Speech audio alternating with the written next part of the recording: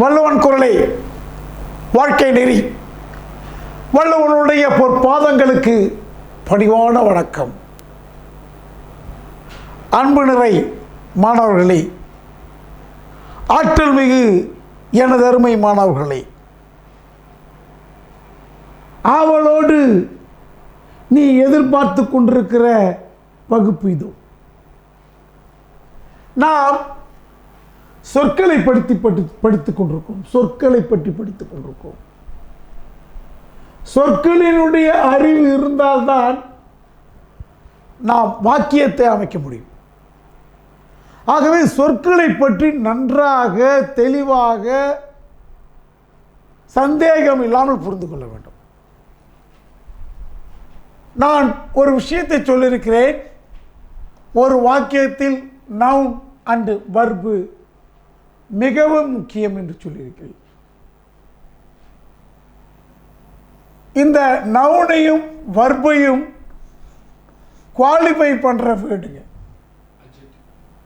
நவுனை qualify பண்ணுற word ஷார்ட்டாக எழுதுகிற அட்ஜெக்டிவ். ஏடிஜே என்று போட்டால் அட்ஜெக்டிவ். இது குவாலிஃபையிங் வேர்டு.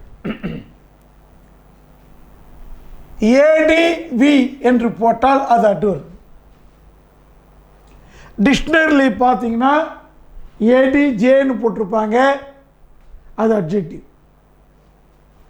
ஏடிவின்னு போட்டிருப்பாங்க, அது அட்வர்ப். அப்போ டிக்ஷனரியில் அட்ஜெக்டிவ் என்று சொல்லும்போது அந்த வார்த்தைகளை எதற்காக பயன்படுத்துவீர்கள்? நவுனை குவாலிஃபை பண்ணுறதுக்கு பயன்படுத்தணும். டிக்ஷனரியிலே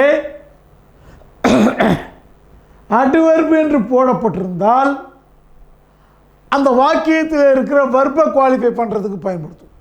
இந்த ரெண்டு விஷயம் நல்லா புரியும். இதில் ஒரு மிக முக்கியமான விஷயத்தை நான் சொல்ல போகிறேன். அது என்னென்னாக்கன்னு, சில பெரும்பாலான அட்ஜெக்டிவ்கள்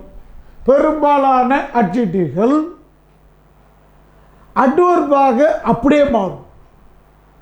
எப்படி மாறும்னா எல்வை சேர்ந்து மாறும். இப்போ ஒரு எக்ஸாம்பிள் சொல்கிறேனே, கைண்டு என்பது அட்ஜெக்டிவ். இது நவுனாக வேலை செய்யும். அது விதன்ற அர்த்தத்தில், அது அப்புறம் பார்த்துப்போம். கைண்ட் என்பது அட்ஜெக்டிவ். கைண்ட்லி என்பது அட்வர்ப்.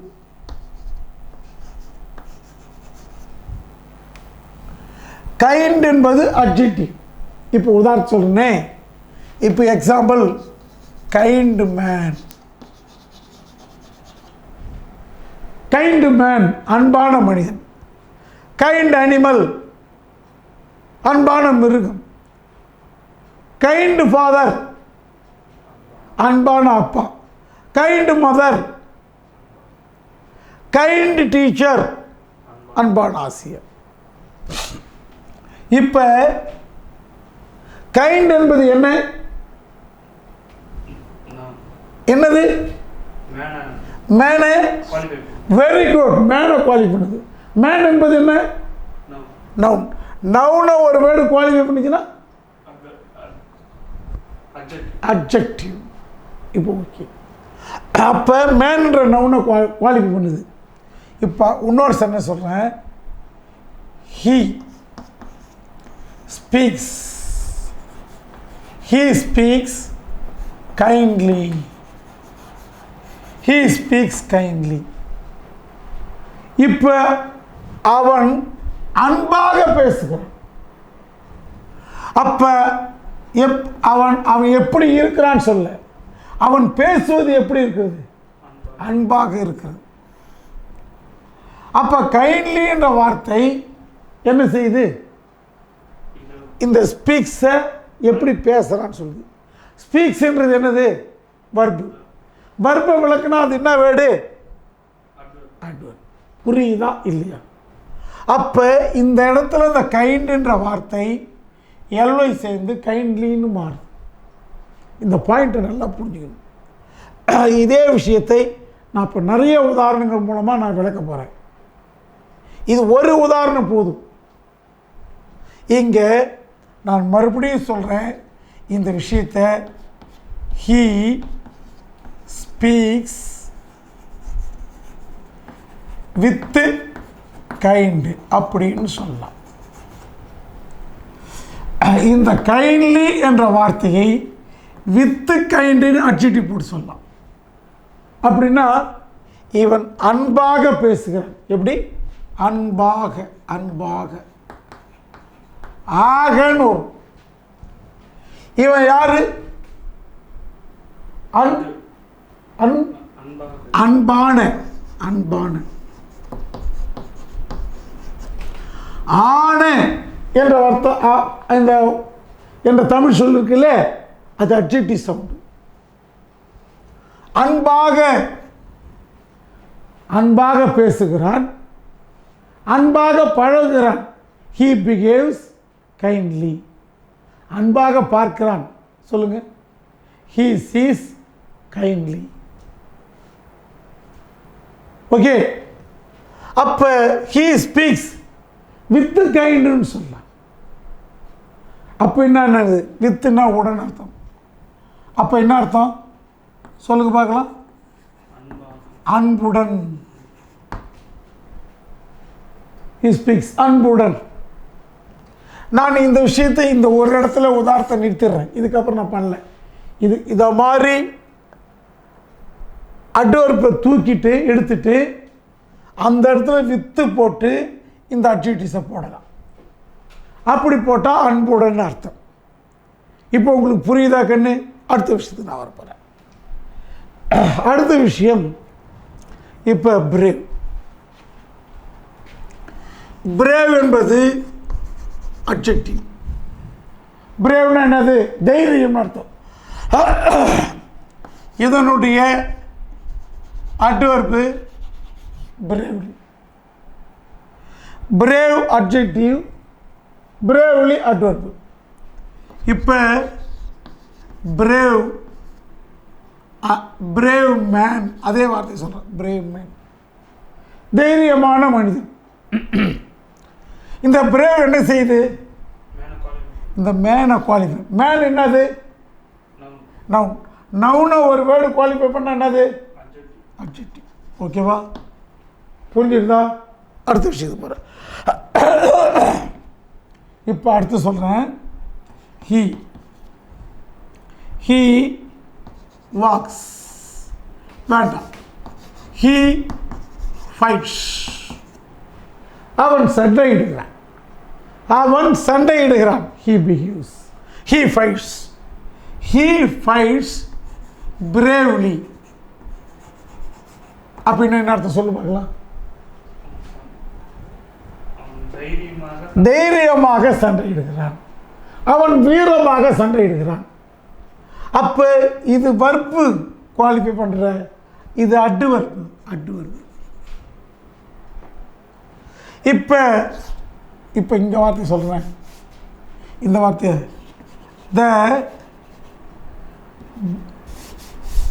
the brave man ஒரு சென்டென்ஸ்.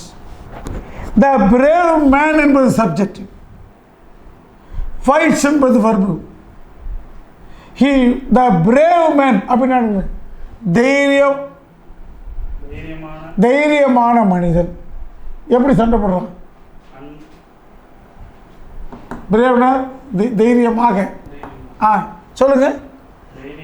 தைரியமான மனிதன்.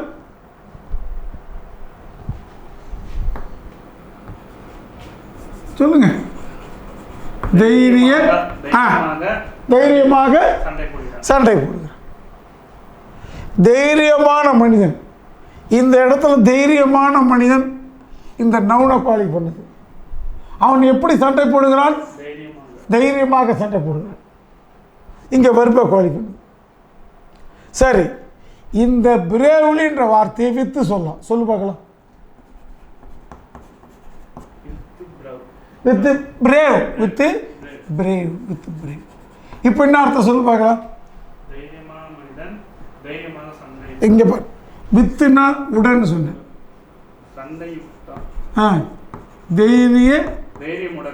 தைரியத்துடன் அல்லது தைரியமுடன் அல்லது தைரியத்துடன் சண்டை போடுகிறான். வித்து போட்டு அட்ஜெக்டிவ் யூஸ் பண்ணலாம். இது ஒரு ஸ்ட்ரக்சர். தெரிஞ்சு மட்டும் வச்சு இந்த 2 தான் நான் முக்கியமாக சொல்ல வர்றது. இப்போ அட்ஜெக்டிவை சில அட்ஜெக்டிவ்கள் எல்வை சேர்ந்தால் அட்வர்பாக மாறுகிறது. இந்த பிரேவ், இப்போ இது அட்ஜெக்டிவ், இதில் எல்வை சேரும்போது இங்கிலீஷில் இங்கே பாருங்கள், அன்பான என்று சொல்லும்போது அட்ஜெக்டிவ் தமிழில், அன்பாக என்று சொன்னால் அது அட்வர்ப். அப்போ இது பெயர் உரிச்சல், அது வினை உரிச்சல். அப்போ நாம் இந்த பிரேவன் இந்த நல்லா புரிஞ்சுங்க. ஏன்னா ஒரு நவுனை நாம் குவாலிஃபை பண்ணால் அட்ஜெக்டிவ் பயன்படுத்தணும். முக்கியமாக நல்லா தெரிஞ்சுக்கணும். இதுக்காக 10th ஹையர் செகண்டரியில் மார்க் இருக்குது. நமக்கு மார்க்கே விஷயம் கிடையாது. நல்லா புரிஞ்சுக்கணும், அதான் நமக்கு முக்கியம். இப்போ அடுத்த விஷயத்தை நான் சொல்ல போகிறேன், கவனிங்க. சைலண்ட்னு சொல்ல போகிறேன். சைலண்ட் நடக்குன்னு அமைதி. பார்க்க சைலண்ட். இப்போ இந்த சைலண்ட் என்பது நான் அட்ஜெக்டிவ் சொல்லியிருக்கேன். ஏன்னா இது சைலண்ட்ன்றது அட்ஜெக்டிவ்னு எப்படி கண்டுபிடிப்ப? டிக்ஷனரியை பார்த்து கண்டுபிடிக்கலாம். டிக்ஷனரியை பார்த்து சைலண்ட்னா அட்ஜெக்டிவ்னு கண்டுபிடிக்கலாம். ஏடிஜே போட்டிருக்கோம். அப்படி இல்லாமல் நாமளே கண்டுபிடிக்கலாம். சைலண்ட்டு மேன் சொல்லிப்பார், சரியா? அப்போ மேனை அந்த சைலண்ட்டு குவாலிஃபை பண்ணுதா? அப்போ சைலண்ட்ன்ற வேர்டு என்னது? அட்ஜெக்டிவ். சில வார்த்தைகளை சிலர் பயன்படுத்தி இருக்கிறார் அல்லவா, அதை வைத்துக்கொண்டு அது அட்ஜெக்டிவ்ஸ் தான் என்னன்னு கண்டுபிடிக்கலாம். இப்போ ஓல்டு மேன் சொல்கிறேன். அந்த ஓல்டு மேன் என்பது, மேன் என்பது நவுனு. அவன் எப்படி இருக்கிறான்? ஓல்டாக இருக்கான். அப்போ ஓல்டுன்ற வார்த்தை என்னது? அவ்வளோதான். புரியுதா? இப்போ பியூட்டிஃபுல் கேர்ள்னு சொல்கிறேன். கேர்ள் என்பது என்னது? நவுன். அப்போ அந்த பொண்ணு எப்படி இருக்கான்னு சொல்லுது, குவாலிஃபை, அழகாக இருக்கு, பியூட்டிஃபுல். அப்போ பியூட்டிஃபுல்ன்ற வேர்டு என்னது? இந்த பழக்கத்தில் கண்டுபிடிச்சிடலாமா இல்லையா? ஒரு பியூட்டிஃபுல் கேர்ள் நாம் சொல்கிறோம், ரைட், பியூட்டிஃபுல் கேர்ள் சொல்லுவோம், பியூட்டிஃபுல்லி கேர்ள் சொல்ல மாட்டோம். புரியுதா? பியூட்டிஃபுல். அப்போ கிளவர் சொல்கிறேன். இப்போ கிளவர் பாய்ன்னு சொல்கிறேன். நல்லா கவனிங்க, கிளவர் பாய்ன்னு சொன்னேன். அப்போ பாய்ன்றது என்னது? நவுன். கிளவர்ன்ற வேர்டு என்ன பண்ணுது? எதை குவாலிஃபை பண்ணுது? பாயை குவாலிஃபை. பாய்ன்றது என்னது? நவுன். நவுனை குவாலிஃபை பண்ணுறது என்னது? அட்ஜெக்டிவ். அப்போ எது அட்ஜெக்டிவ்? கிளவர் அட்ஜெக்டிவ், பாய் நவுன். புரியுதா இல்லையா? இதை மாதிரி பயன்பாட்டிலேயே நாம் தெரிஞ்சுக்கலாம் எது அட்ஜெக்டிவ் எது அட்வர்ப். இப்போ நல்லா புரிஞ்சுக்கிட்டீங்களா? இப்போ சைலண்ட் அப்படி சொல்லிட்டேன். இப்போ நான் சைலண்ட்ன்ற அட்ஜெக்டிவோட இருக்கேன். ஏன்னா silent animal, silent picture, silent moment. புரியுதா? ஓகே. இப்போ இந்த சைலண்ட்டை அப்படியே அட்வர்பாக நீங்கள் மாற்றுங்க பார்க்கலாம். மாற்றுங்க பார்க்கலாம், சொல்லுங்க. அவ்வளோதான் கண்ணு. சைலண்ட்லி. ஓகேவா?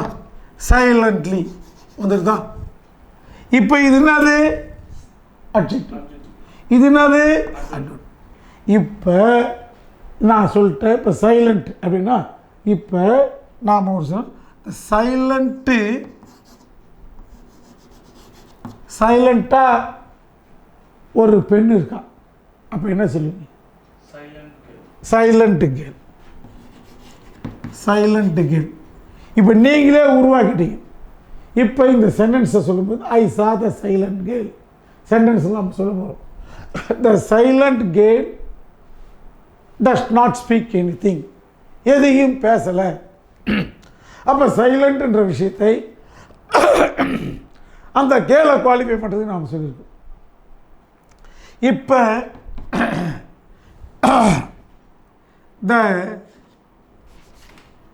the silent girl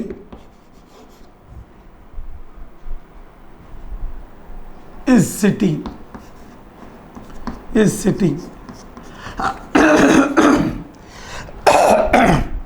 the silent girl is sitting. சைலண்டாக அமைந்திருக்கா எப்படி சொல்லுவீங்க? சைலண்ட் கேர்ள் இஸ் சிட்டிங் என்ன போடுவீங்க? சொல்லுங்க. அது இங்கிலீஷ்ல சொல்லுங்க. The silent girl is sitting எப்படி உட்காந்துருக்கா? அவ்வளோதான் விஷயம், வேற ஒன்றும் விஷயம் கிடையாது. அப்போ the silent girl sitting silently. இப்போ புரியுது? இது இந்த வர்பை குவாலிஃபை பண்ணுது. இந்த சைலண்ட் வேர்டு கேர்ள் என்ற நவுனை குவாலிஃபை பண்ணுது. புரியுதா இல்லையா? ஐடியா தெரியுதா இல்லையா? இப்போ இந்த ஐடியா உங்களுக்கு நல்ல ஃபார்மேஷன் ஆகிட்டு இருக்கும். ஓகேவா? இப்போ மறுபடியும் பார்ப்போம்.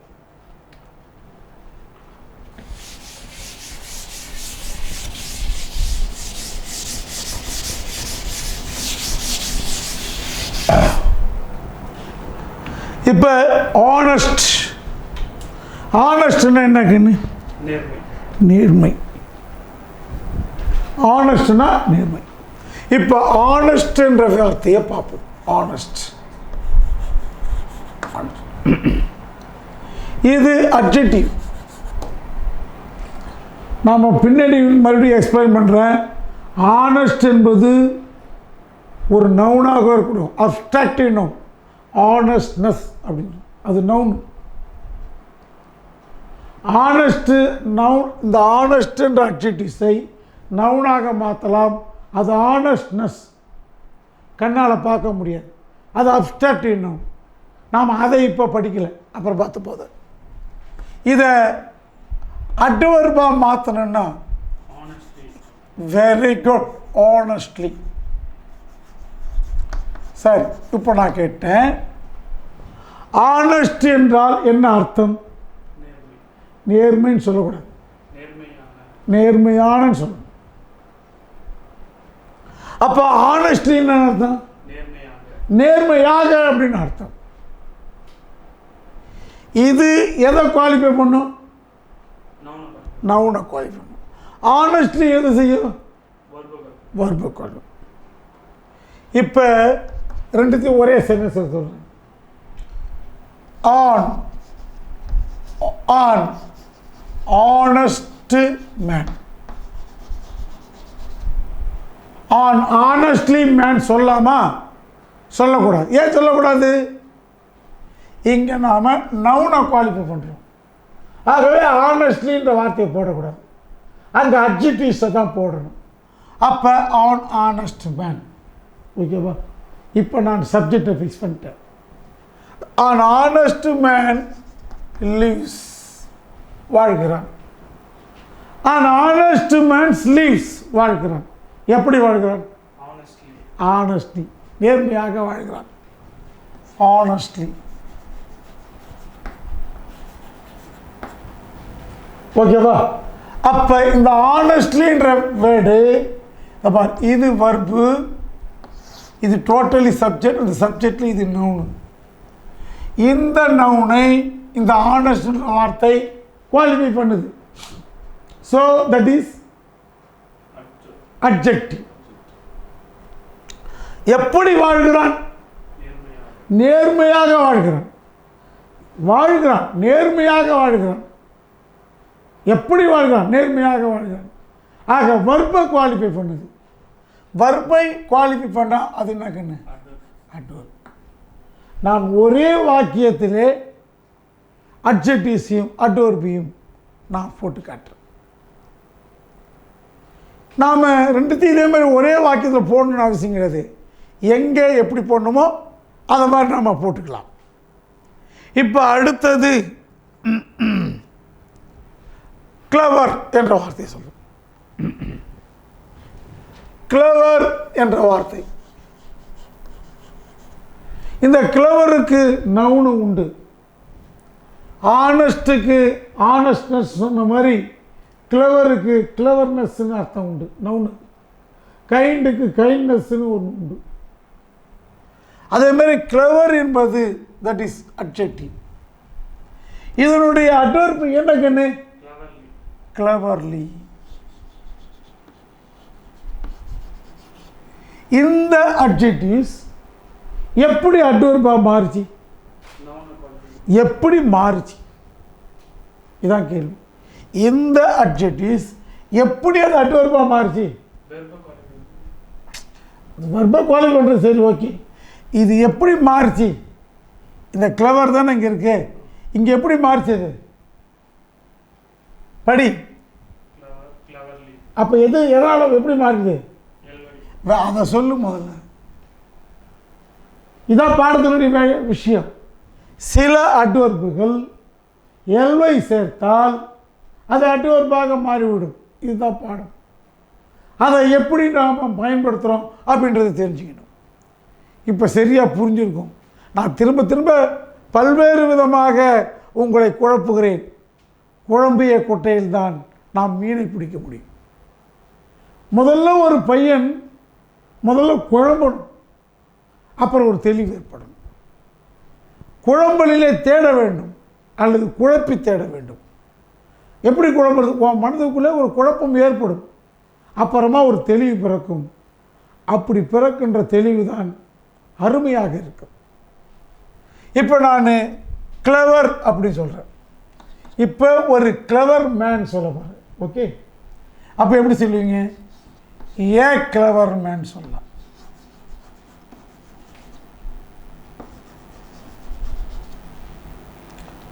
இப்போ ஏ கிளவர் மேன் அப்படின்னு சொல்கிறேன். இப்போ இன்னொரு விஷயத்தையும் நான் சொல்ல போகிறேன் உங்களுக்கு. ஒரு கிளவர் மேன் யாரோ ஒருத்தர், அதான் ஏ. இந்த இடத்துல ஏன் ஆன் போட்டோன்னா ஹானஸ்ட் மேன், ஆ அப்படின்னு சவுண்டில் வருது, வவல் சவுண்டு, அதனால் நான் ஹானஸ்ட் மேன் போட்டேன். இப்போ டோட்டலி இது சப்ஜெக்ட். இந்த சப்ஜெக்டில் இருக்கிற நவுன் மேன். இந்த கிளவர் என்பது என்ன? இந்த மேனை குவாலிஃபை. எதை குவாலிஃபை பண்ணுது? ஒரு வேர்டு நவுனை குவாலிஃபை பண்ணால் அது என்னது? அதான். ஆனால் இந்த இடத்துல கிளவர்லி மேன்னு போடக்கூடாது. கிளவர்லின்ற வேர்டு என்னது? அது என்னதான் செய்யணும்? வர்பதான் குவாலிஃபை பண்ணணும். இங்கே வரக்கூடாது. நவுன்னு ஒரு கட்சிக்காரன், வர்புன்னு ஒரு கட்சிக்காரன். புரியுதா? இதில் அட்ஜெக்டிவ்ஸ்லாம் நவுன் கட்சிக்காரங்க, அட்வர்புலாம் அட்வர்பு கட்சிக்காரங்க. அட்வர்பு என்ன செய்வார்? வர்புக்கு ஜே போடுவார். அட்ஜெக்டிவ் என்ன செய்வார்? நவுனுக்கு ஜே போடுவார்.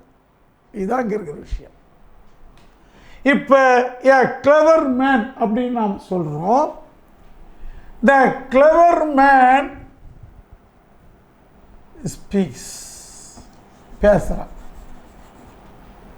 இப்போ த கிளவர் மேன் ஸ்பீக்ஸ், கிளவர்னு சொல்லக்கூடாது, கிளவர்லி.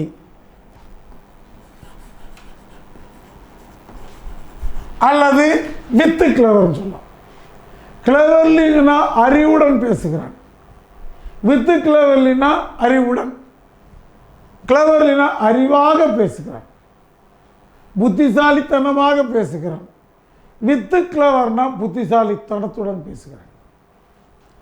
இப்போ த கிளவர் மேன் ஸ்பீக்ஸ் கிளவர்லி ஒரே வாக்கியத்தில் சொன்னேன்.